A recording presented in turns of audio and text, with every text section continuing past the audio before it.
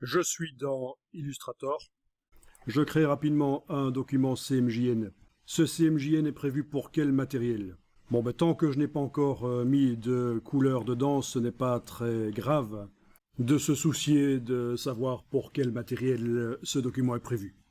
Donc actuellement, ce CMJN, ce document CMJN Illustrator est sans description. Ça veut dire que les couleurs que je mets dans le document ici sont celle pour l'environnement CMJN qui est actuellement réglé dans le menu édition. Dans le menu édition couleur, il est indiqué que c'est pour de l'Euroscale uncoated. Alors, il vaut mieux dans Illustrator, évidemment, quand on fait des documents CMJN, travailler dans un espace couleur large, un CMJN performant, le Euroscale coated par exemple, pas le uncoated qui est du papier graineux qui ternit les couleurs.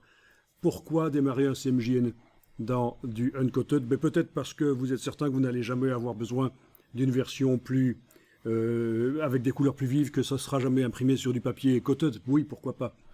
Alors, je vais ici dans le menu fenêtre nuancier vous montrer que les couleurs que je peux choisir, le nuancier ici est un nuancier CMJN qui est arrivé avec mon canevas de départ A4 que j'ai choisi quand j'ai fait fichier nouveau document dans le menu fichier forcément. Et ces couleurs sont les couleurs possibles en uncoated. Avant de commencer à dessiner les couleurs, ce serait une bonne idée d'aller dans le menu édition couleur et de changer ceci, de passer en Euroscale coated. Regardez ce qui va se passer dès que je vais cliquer sur OK.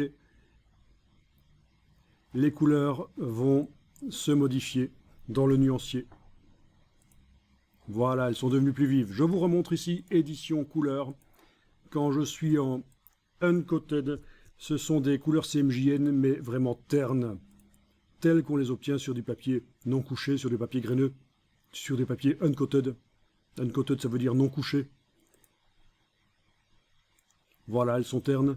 Si je vais dans édition couleur et que je mets du papier coated, Euroscale coated, dès que je vais cliquer sur OK, vous allez voir que les couleurs du nuancier vont devenir plus vives. Voilà, c'est pas du RVB, mais enfin c'est quand même mieux que ce qu'on avait juste avant. Donc il vaut mieux que ce soit du CMJN pour du coated. D'ailleurs, maintenant que c'est réglé comme ça dans le menu édition couleur, je vais attribuer le Euroscale coated, le profil à ce document. Édition, attribuer un profil. L'espace de travail CMJN Euroscale coated, OK.